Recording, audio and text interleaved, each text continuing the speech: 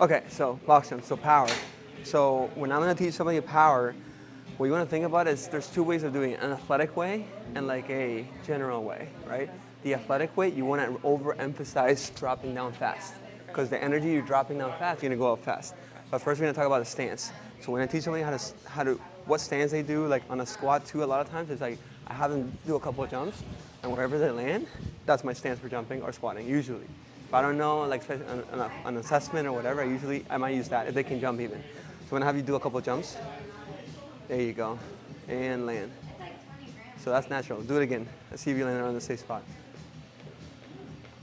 Good. Now to go ahead a little bit more force, like 50% of your, yeah, exactly. And land.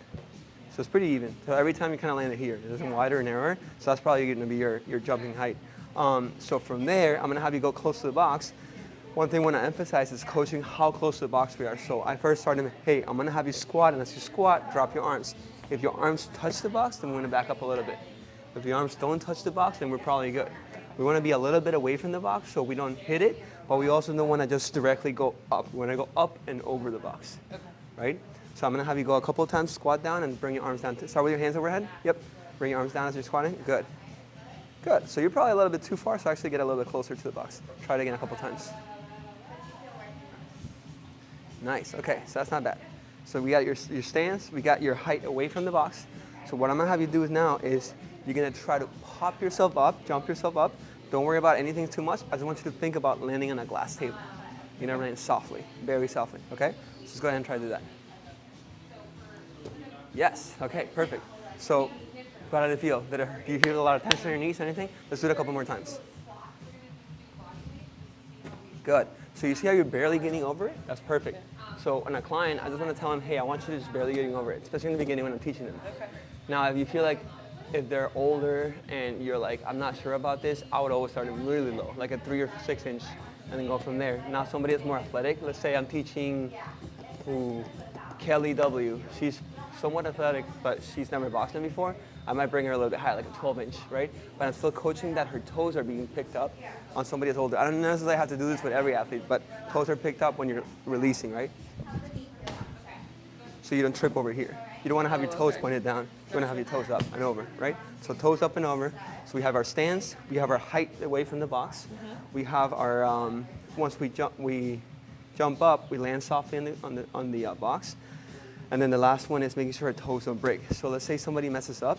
The safest way is like, hey, if you accidentally touch your toes and you're feeling gonna fall forward, put both your hands forward and land in the box, right? Especially these boxes are super soft, so it don't hurt. On a wooden box, it's gonna be a lot harder, right? When you're starting to coach a little bit more power, you start looking, let's say I have a camera, I'm starting to look at the height displacement of the hips. So there's two ways to box jump. You have power, which can, you would displace your hips from here to maybe here, right? So your hips would go from here to here. I'm distancing your hips. The other one that a lot of people do, and you see on videos, is mobility. A mobility would be maybe my hips displaced from here to here, but my legs are going so far up that I'm able to get my mobility height to help me to get over the box. Okay. We want to stay away from mobility, unless that's what we're going to coach. But for the most part, since we're coaching a box jump, it's usually for power, right? So show me an example of what a mobility would look like. That's a really good jump. So mobility would look something like this. So look at my hips, they don't travel. You see that? But I'm able to get to the height of the box because I dropped into a really low squat. Gotcha. Right? So I'm basically. Takeoff isn't low. Yes. The landing is low. Not even. So takeoff could be even high. Some people, they only squat this much, right? But then they displace the hips a lot. So if I squat this much, I still got this much distance. And I can also squat this much and get this much distance, right?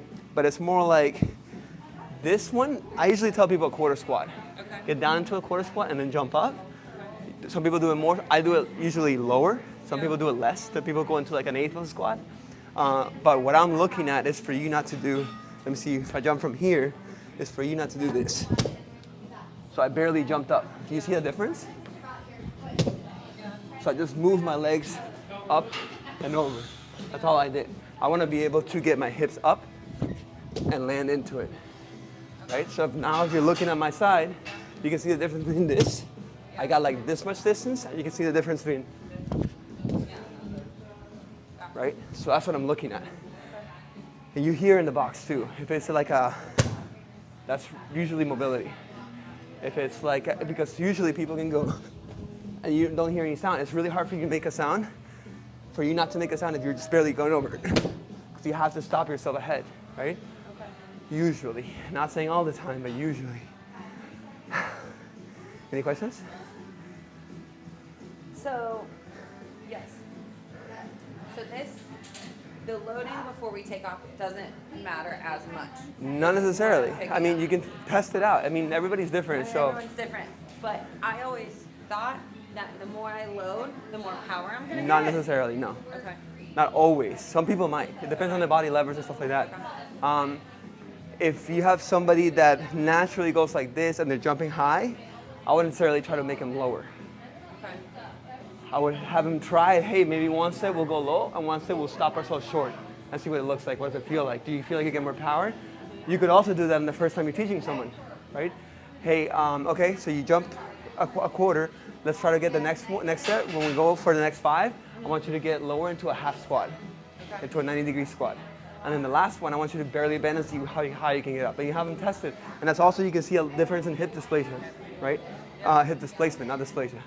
Yeah?